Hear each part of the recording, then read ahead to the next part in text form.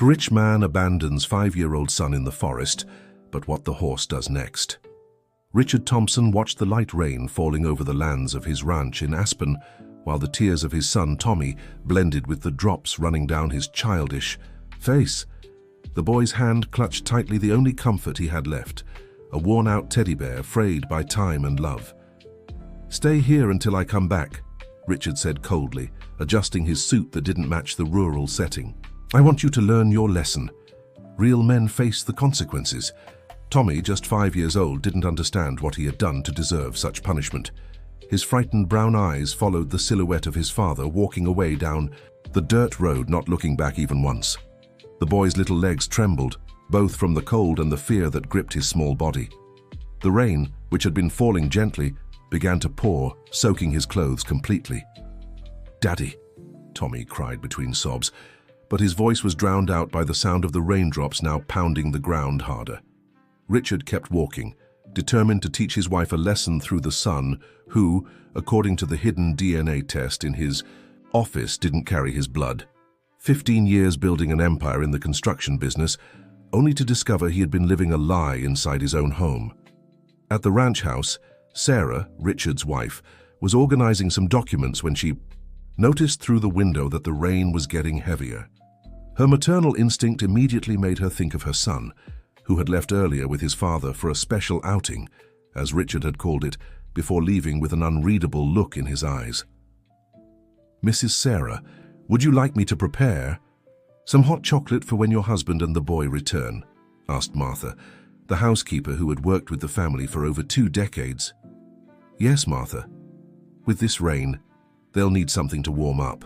What Sarah didn't know was that, at that very moment, her son was alone by the access road to the property, drenched and terrified, clutching his teddy bear as if his life depended on it. Tommy huddled against a tree trunk, trying to shield himself from the increasingly heavy rain. Then he heard a different sound, the slow approach of hooves.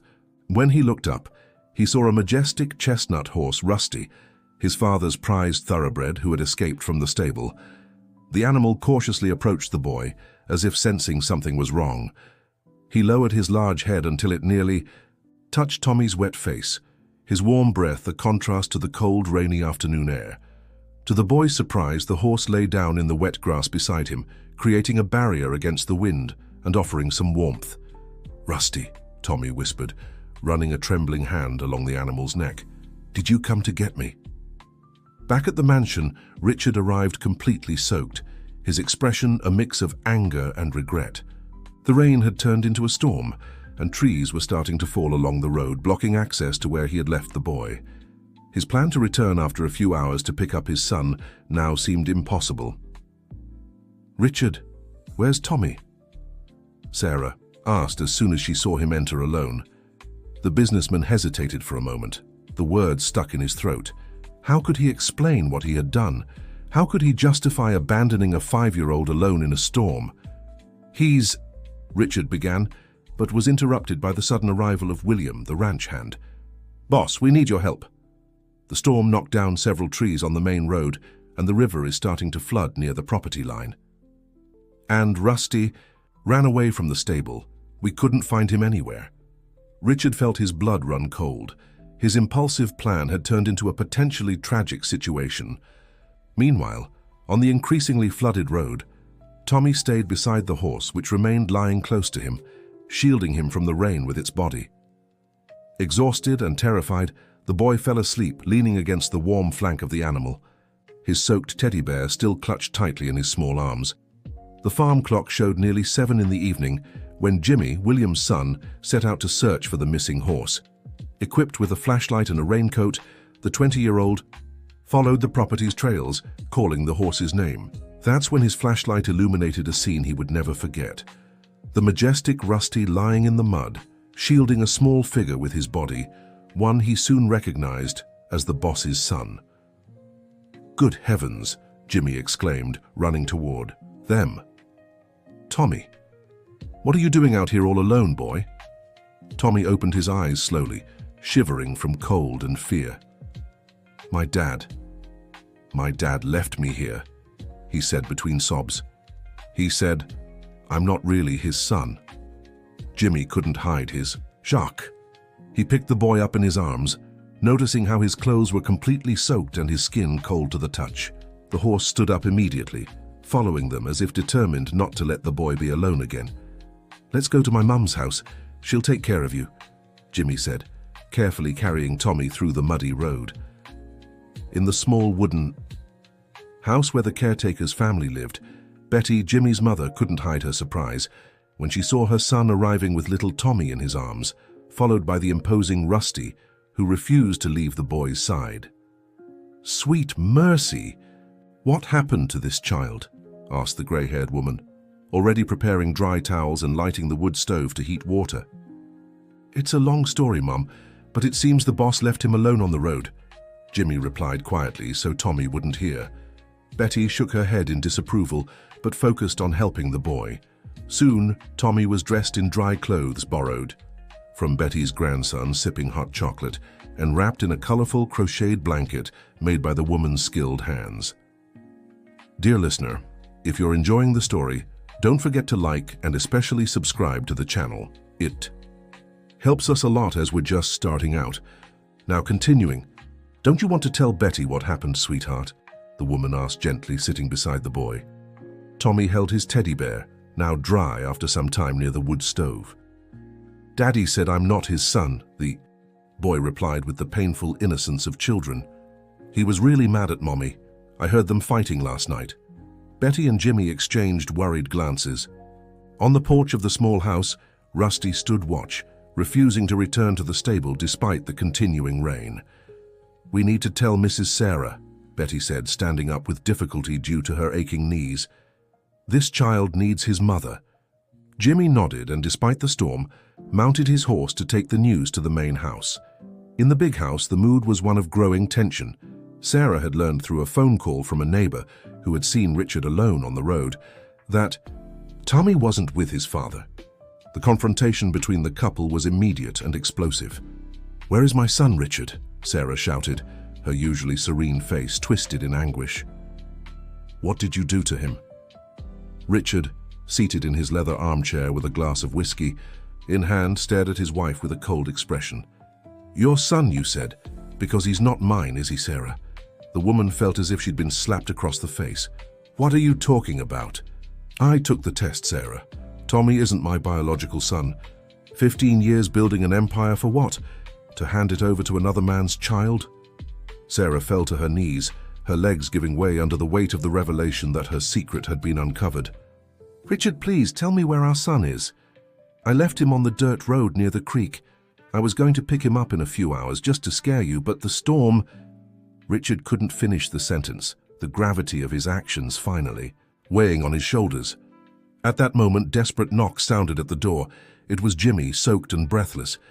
"Mrs. Sarah, the boy is at our house. Rusty found him alone on the road and stayed protecting him."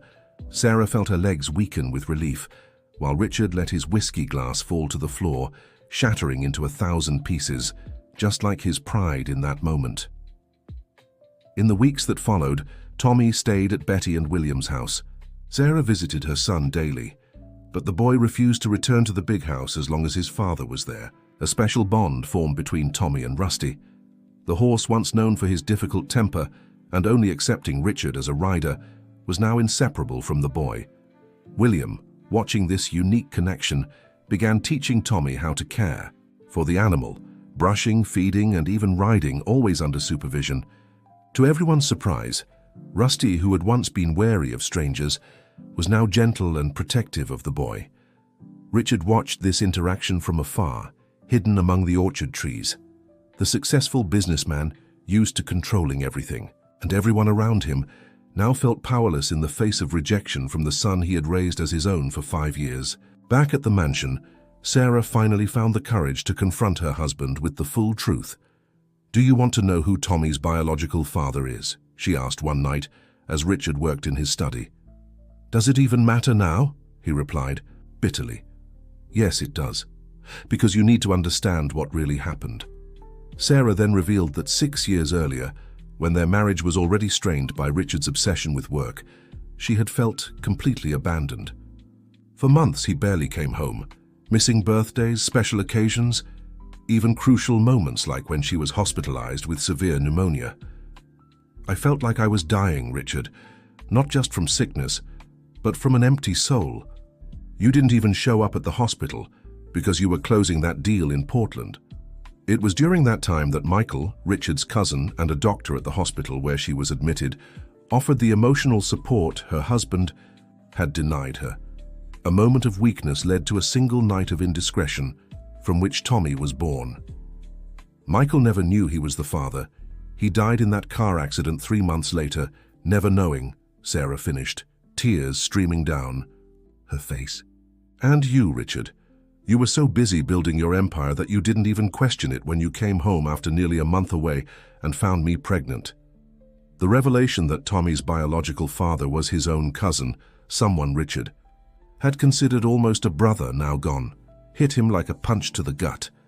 Even more painful was realizing his own role in it all, his absence, his neglect, his work obsession that had practically pushed his wife into another man's arms.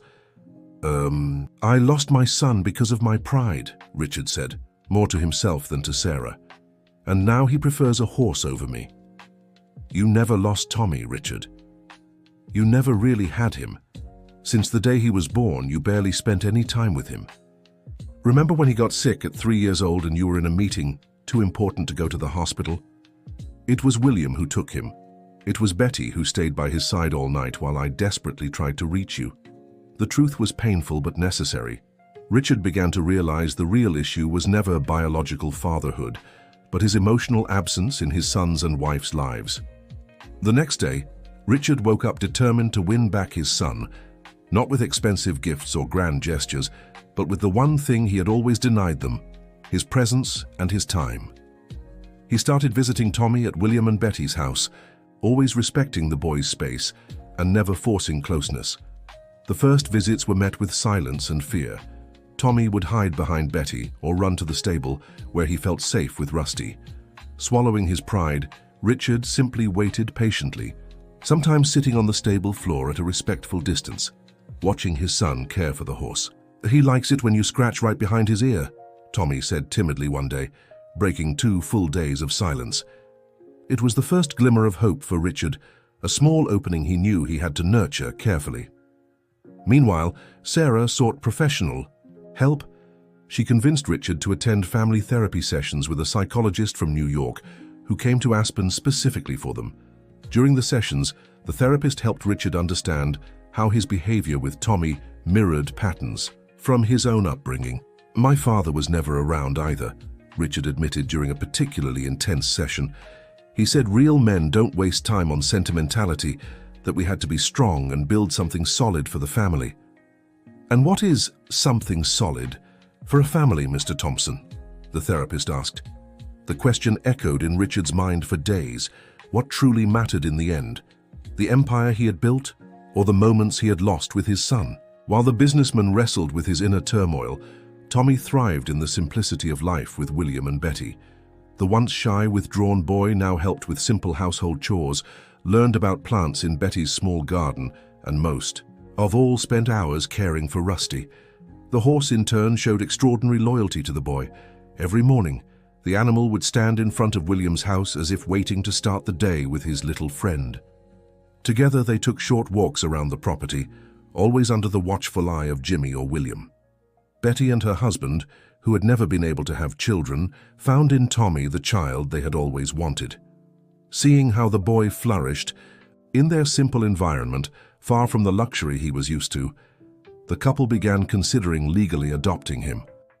"We can't just keep him, woman," William said when Betty mentioned the idea. "His parents are our employers. They may have their problems, but they're still the boy's parents. You saw what that man did, William. He left a 5-year-old out in the rain. What if Rusty hadn't found Tommy? What if a cougar had gotten to him first?" The argument was cut short by Richard's unexpected arrival. He had overheard part of the conversation. His first reaction was anger. How dare his employees consider taking his son? But something shifted when he saw Tommy sleeping peacefully in the guest room's simple bed, surrounded by his own drawings, all of them depicting Rusty. That night, after returning to the mansion, Richard couldn't sleep. Betty's words echoed in his mind. What if Rusty hadn't found Tommy? An animal had shown more compassion and protection for his son than he had himself. The turning point came during a fierce storm, much like the one on the day of the abandonment. It was early dawn when Rusty began frantically neighing outside the mansion, waking Richard and Sarah. The businessman, puzzled by the animal's unusual behavior, followed him and discovered that the stream cutting through the property had overflowed due to the heavy rains, and the water was dangerously approaching William and Betty's house. Without a second thought, Richard mounted Rusty and galloped across the property to warn the family and rescue Tommy. The horse, as if understanding the urgency of the situation, pressed forward determinedly through the torrential rain. When they arrived, Richard found William already awake, trying to hold back the water that was beginning to flood the lower part of the house. "We need to get everyone out of here, William. The stream is rising fast." Together, they managed to evacuate the house in time. Tommy, still drowsy, was carried by Richard, who shielded him from the rain with his own coat. Betty, despite her advanced age, helped carry essential supplies, while Jimmy guided the group along a higher, safer path to the main house. During the rescue, something shifted in Tommy's perception of his father. Seeing Richard arrive in the storm, riding Rusty like a hero from his favorite stories, created a new image of the man who had abandoned him weeks before. "Daddy, you came to save us," whispered Tommy, nestled in Richard's arms as they walked along the muddy trail. "I'll always come for you, son, always," Richard replied, his voice thick with emotion. At the mansion, everyone was welcomed with dry clothes and hot chocolate prepared by Martha, who had been woken by Sarah as soon as Richard left. The caretaker's family was settled in the guest rooms, and for the first time in weeks, Tommy slept under the same roof as his parents. The next morning, when the storm had passed, Richard made a decision that would forever change the course of their lives. He gathered everyone in the mansion's living room: Sarah, Tommy, William, Betty, Jimmy, and even Martha. "I want to thank you all for taking care of my son when I failed as a father," he began, his usually confident voice now filled with humility. "William, Betty, you gave Tommy the love and security I should have provided. And you, Rusty," he smiled at the horse visible through the window, grazing peacefully on the lawn in front of the house. "You taught me a lesson I'll never forget." Richard then announced significant changes. First, he would drastically reduce his workload, delegating responsibilities and hiring more managers for his companies. Second, he would transform part of the property into an equine therapy center, where children with special needs could benefit from the same kind of connection Tommy had developed with Rusty. "And third," he continued, looking directly at William and Betty, "I want to build a new house for you on the same land but in a higher, safer location, and I'd like you to remain part of Tommy's life, just as you always have been. You're his family too." The following weeks were about rebuilding, not just the property damaged by the flood, but also the relationship strained by pride and secrets. Richard and Sarah began intensive work to restore their marriage, based on honesty and a commitment to being present for each other. Tommy gradually learned to trust his father again. Their visits to the stable, now a family activity, became everyone's favorite part of the day. Richard was learning from his son how to care for Rusty, and the horse, surprisingly, began accepting the businessman again, as if recognizing the genuine change in his former owner. Dear listener, if you're enjoying the story, don't forget to like and especially subscribe to the channel. It helps us a lot as we're just starting out. Now, continuing.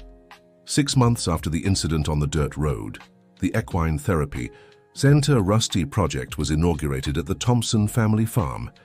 Children from all over the Aspen region came to participate in therapeutic sessions with the horses, always with Tommy as the young assistant, proudly showing how Rusty had become the gentlest and most patient horse in the stable. Sarah found a new purpose managing the project using her teaching degree, which she had abandoned to support her husband's career. Richard, in turn, discovered a satisfaction no million-dollar contract had ever brought him, watching his son flourish and help other children. So William and Betty's house was rebuilt on higher ground, with a privileged view of the fields where the horses grazed.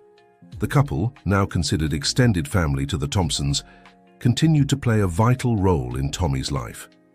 "You know, Sarah, I think we owe our family to Rusty," Richard remarked one afternoon as they watched Tommy demonstrate to a group of children how to properly brush the horse's coat. "Not just to Rusty, but to everything he represents," she replied, holding her husband's hand. "Sometimes we need to lose something to understand its true worth." In a simple ceremony in the field, Richard and Sarah renewed their wedding vows, with Tommy leading Rusty, who carried the rings in a small pouch tied to the saddle. William was the best man, and Betty, overcome with emotion, couldn't hold back her tears seeing the family reunited and stronger after so much turmoil. The story that began with abandonment and rejection had turned into a journey of redemption and reconnection. The horse who saved a boy in the rain ended up saving an entire family, teaching everyone a valuable lesson about what truly makes a home. Every evening as the sun began to set, Tommy and Richard would sit on a rustic bench near the pasture, watching Rusty run freely with the other horses. In those moments, father and son talked about the day's events, dreams for the future, and sometimes reminisced about how everything had changed since that rainy afternoon on the dirt road. "Dad," Tommy asked one evening, "do you think Rusty knew I needed help that day?" Richard looked at his son, thinking for a moment. "I believe some creatures can hear with their hearts what can't be spoken in words," he answered. "Rusty heard your heart calling for help, just as I finally learned to listen." The boy smiled, satisfied with the answer, and turned back to watch his four-legged friend galloping in the distance, free and majestic, a symbol of the Thompsons' new life. In William and Betty's new home, life carried on with the simplicity and wisdom that always defined the couple. The stories Betty told now included the boy and the horse, as she called the event that had transformed so many lives. "It's not always the richest, the strongest, or the wisest who saves the day," she'd tell the children visiting the therapy center. "Sometimes it's just the one with an open heart to listen." The fame of the Rusty Project grew beyond Aspen's borders. Local newspapers and even a television feature highlighted the work being done there. Richard, once known only in business circles, was now recognized for the positive social impact his project had created. To celebrate the center's first anniversary, a grand party was held at the farm. Families from across the region attended, many of them beneficiaries of the free equine therapy sessions offered for low-income children. During the celebration, Tommy, now 6 years old, asked for everyone's attention to make a special announcement. "I want to thank Rusty," said the boy, his small voice amplified by the microphone. "He's not just a horse, he's my best friend, and he saved my life." The simplicity and sincerity of the child's words moved everyone present. Richard, with tears in his eyes, remembered how close he had come to losing something so precious because of his pride and his inability to see what truly mattered. Richard's transformation wasn't limited to his family life. His own employees noticed the change in their boss. Once known for his difficult temper and obsession with results, now he implemented policies that valued work-life balance, allowing flexible schedules for parents, and even establishing an on-site daycare at the company's headquarters in New York. "You've changed, Dr. Thompson," remarked his longtime secretary after a meeting where he turned down $1 million contract that would have required constant travel for 6 months. "You hardly seem like the same man." "And I'm not, Jennifer," he replied with a smile. "Let's just say I had an excellent teacher, one with 4 legs." Meanwhile, at the farm, Tommy was developing remarkable skills with horses. From a very young age, he showed a special sensitivity for understanding animal behavior, especially the more skittish or traumatized ones that arrived at the center for rehabilitation. "He has a gift," commented the veterinarian who cared for the project's animals. "I've never seen a child so young with such an ability to connect with horses." Sarah, watching her son grow with values so different from those that had once guided the family, felt deeply proud. Adversity had shaped Tommy into an empathetic and sensitive boy, attuned to others' suffering and eager to help. William and Betty's new home became a frequent gathering place for the Thompson family. On Sundays, everyone would come together for lunch prepared by Betty, featuring her famous chicken with okra and cornmeal, a recipe passed down through generations in her family. During these gatherings, the social differences that once seemed so important melted away around the abundant table. Richard, raised in a traditional household where staff were always kept at a distance, discovered the joy of genuine companionship and easy conversations that stretched into the afternoon. "If my father could see me sitting here, eating at the staff's table, he'd have a heart attack," he joked one day, laughing at his own transformation. "It's not the staff's table, Richard," Sarah gently corrected. "It's the family's table." The impact of the Rusty project extended beyond supporting children with special needs. Richard, using his business connections, secured sponsorships to improve the local rural school and implement vocational training programs for young people in the area. The stable hand hired to care for the project's animals was Jason, a young man who had dropped out of school to help support his family after his father fell ill. Recognizing the boy's passion for horses and his dedication, Richard offered him the chance to resume his studies with a full scholarship. "You don't have to do this, Dr. Thompson," the young man said, embarrassed by the offer. "I'm not doing it out of charity, Jason. I'm investing in someone who can bring even more quality to our project," Richard replied, phrasing it in a way the young man could understand without feeling belittled. "Besides, Tommy speaks very highly of you, says you have magic hands with the most difficult horses." 2 years after the incident on the dirt road, the family faced a new challenge when Rusty fell seriously ill. The vet diagnosed an infection that would require intensive treatment and constant care. Tommy, now 7 years old, refused to leave his friend's side. For 2 weeks, he slept in the stable, reading stories to the horse, singing made-up songs, and talking to the animal as if it could understand every word. "You can't get sick, Rusty," the boy whispered into the horse's ear. "You saved my life, now it's my turn to save yours." Tommy's touching dedication inspired the whole family. Richard, using his resources, brought in equine medicine, specialists from New York, and even consulted international vets via video call. Sarah organized a rotation system so someone would always be with the horse, day and night. William, with his country wisdom, suggested natural treatments to complement modern medicine. "My grandfather always said this plant here, the feverfew, helps bring down fevers in large animals," he explained to the vet, who respectfully incorporated the traditional knowledge into the treatment. After weeks of uncertainty, Rusty began showing signs of recovery. The first day the horse managed to stand on his own was celebrated as a major event on the farm. Tommy, who had promised to throw a party for his friend when he got better, kept his word with a celebration that included special carrots, fresh apples, and even a hay cake decorated with wildflowers for the horses. The experience of nearly losing Rusty brought Tommy even closer to his interest in veterinary medicine.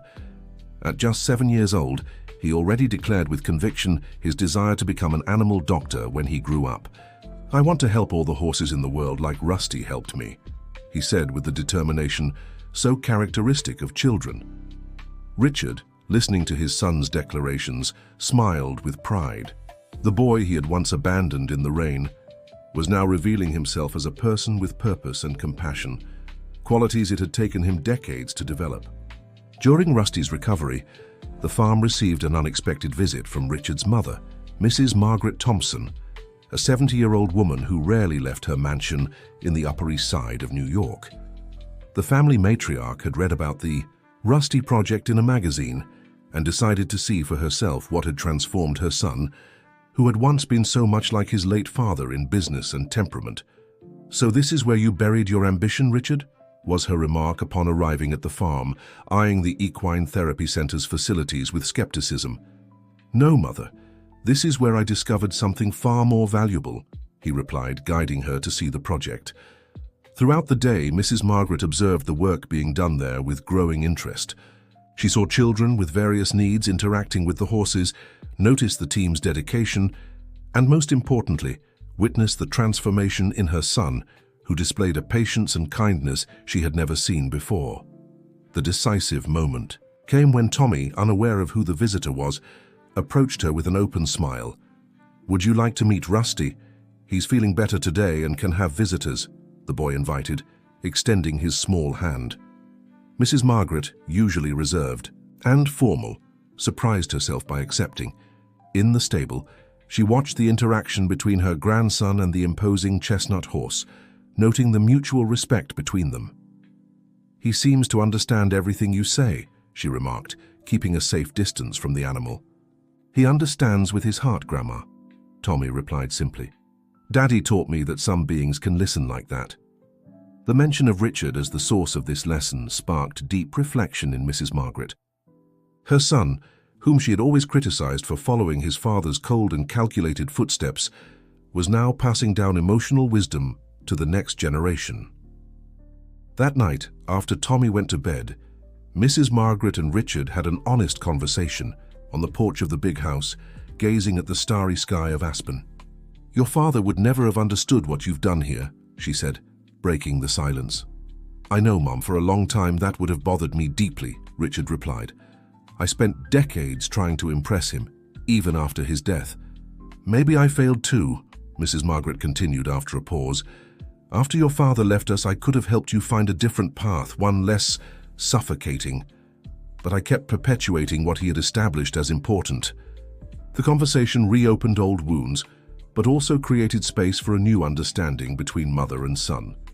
Mrs. Margaret, who had initially planned to stay only a day, ended up extending her visit for a week, bonding with the grandson she barely knew. Before leaving, she surprised everyone by announcing a significant donation to the Rusty Project, on the condition that services be expanded to help more underprivileged children in the area. "It seems this horse didn't just save my grandson and my son," she remarked as she said goodbye. "Somehow he's been saving our family for generations." With Mrs. Margaret's financial support, the project was able to build new facilities and hire more specialized professionals. The team now included physical therapists, psychologists, and educators working together, using horses as therapeutic partners. The project's third anniversary coincided with Tommy's graduation from first grade. The boy, now 8, had become an exemplary student, overcoming the emotional struggles caused by the trauma of abandonment, thanks to his family's support and, of course, the constant presence of Rusty in his life. At the end-of-year celebration, when his teacher asked him about his biggest dream, Tommy answered without hesitation, "I want to be a vet and create lots of places like the Rusty Project so other horses can help kids like me." Richard and Sarah, sitting in the audience, exchanged emotional glances. The son they had almost lost had become a child with purpose, able to turn a painful experience into something positive, not just for himself, but for others. Dear listener, if you're enjoying the story, don't forget to like and subscribe to the channel. It really helps us as we're just starting out. Now back to the story. The transformation of the Thompson family inspired others in the community. Local business owners, seeing the Rusty Project's positive impact, began investing in similar initiatives. Richard was invited to speak at events about social responsibility, sharing not just his business expertise, but also the personal lessons he had learned. "True success can't be measured by numbers in a bank account," he often said on these occasions. "It's measured by the positive difference we make in others' lives." At one such event, Richard met Robert, a tech entrepreneur facing challenges similar to those he himself had experienced years before: workaholic tendencies, a strained family life, children who barely recognized him. "How did you manage to change?" Robert asked after the talk. "I've tried, but I always fall back into old habits. Sometimes we need a wake-up call," Richard answered honestly. "Mine came in the form of almost losing my son, and through the lessons I learned from a horse." This conversation led Robert to visit the Rusty Project with his family. His youngest, son, diagnosed with autism, showed an immediate connection with the horses, particularly with a gentle mare named Star, who had been rescued from abuse before arriving at the project. Inspired by the results and the transformation he witnessed in his own family after a few sessions, Robert proposed a partnership to expand the project to other regions of the country, using his expertise in technology to create a platform connecting families in need with equine therapy centers. "We could create a system that maps treatment centers, offers online training for new therapists, and connects donors to local projects, he explained enthusiastically. Technology in service of human and animal connection. The proposal aligned perfectly with the dream Tommy had expressed of expanding the project's reach. Within a few months, the Rusty system was in development, promising to democratize access to equine therapy across the United States. Meanwhile, at the farm, life followed its natural course, marked by the seasons and the daily needs of the animals and the people who lived there. William, despite his advanced age, continued overseeing the fieldwork, now with the help of Jimmy, who had taken on more responsibilities. Betty, with her motherly ways, became an essential figure in welcoming the families who arrived at the project, often scared and unsure what to expect from the treatment. Her hot chocolate and comforting stories created a warm atmosphere that complemented the technical work of the professional team. "Miss Betty is part of the treatment," joked one of the center's psychologists. "She has a unique way of making people feel at home." Sarah, using her background in education, developed a complementary educational program that integrated equine therapy sessions into the school curriculum of the children they served. The program soon caught the attention of educators across the country, interested in innovative methodologies for children with learning difficulties. The project's growing fame also attracted media attention. Journalists from various outlets visited the farm, eager to tell the story of the Thompson family's transformation and the social impact of the Rusty project. During one of these interviews, a reporter asked to speak with Tommy, now 9 years old. With his parents' permission, the boy talked about his experience with Rusty and how the horse had changed his life. "How did you feel that day on the road?" the reporter asked carefully. Tommy thought for a moment before answering. "I was really scared at first. It was cold, raining, and I didn't understand why my dad had left me there," he began, with surprising maturity for his age. "But when Rusty came, it was like he was telling me I wasn't alone. He didn't use words, but I felt it right here," he added, placing his hand over his heart. "And do you hold any resentment toward your father for what happened?" Tommy looked over to where Richard was standing, watching the interview from a distance. "Yes, my dad taught me that people can change when they learn from their mistakes. He changed a lot, and now we help other people change too." The answer, with its childlike simplicity and profound wisdom, moved everyone present. When the article was published, it sparked a wave of support for the project and inspired discussions about responsible parenting, equine therapy, and the capacity for personal transformation. The following years brought new challenges and achievements for the Thompson family and the Rusty project. The partnership with Robert resulted in the creation of a national network of equine therapy centers, all following the methodology developed at the farm in Aspen. Tommy, growing up in an environment that valued empathy and service to others, developed into a well-balanced and conscientious young man. His love for horses and animals in general only grew stronger over time, confirming his calling for veterinary medicine. Richard, who had once been consumed by business ambition and wounded pride, found a new purpose as a mentor to other entrepreneurs seeking to balance professional success and family happiness. His talks always included the story of how a horse had taught him the true definition of strength and leadership. "Rusty showed me that strength isn't about dominating or controlling," he would explain. "It's about protecting the most vulnerable, even when it requires personal sacrifice." Sarah, in turn, became a leading figure in integrating education and animal-assisted therapies. Her academic work on the subject gained international recognition, leading her to speak at conferences where she shared the experience developed through the Rusty project. William and Betty, now elderly, but still full of life, remained the heart of the farm. Their home continued to be the gathering place for Sunday meals, now attended not only by the Thompson family, but also by project team members, volunteers, and even some of the families they had helped who had formed close bonds with the group. The simple decor of the house now included dozens of drawings, letters, and gifts from children who had been part of the project over the years. In a place of honor, framed on the living room wall, was the first drawing Tommy had ever made of Rusty, still bearing the childish strokes of a 5-year-old boy. Rusty, though no longer a young horse, maintained his noble bearing and gentle temperament. As the official mascot of the project, he primarily participated in sessions with children suffering from severe emotional trauma, as if he deeply understood his role in their fragile lives.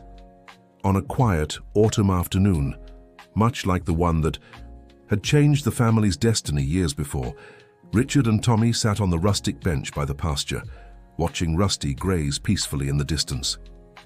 "You know, son, sometimes I wonder what would have happened if Rusty hadn't escaped from the stable that day," Richard remarked. Tommy, now a 12-year-old preteen, thought for a moment before answering, "I think some things are meant to happen, Dad. Maybe in a different way, but they'd still happen. Rusty just helped us find the faster path to where we were supposed to be." Richard smiled, once again impressed by his son's wisdom. "And where do you think we were supposed to be?" "Right here," Tommy replied simply. "Together, helping others find their way too." At that moment, as if understanding they were talking about him, Rusty lifted his head and looked toward them. The setting sun cast a golden halo around him, turning him almost into a mythical figure against the pastoral farm landscape.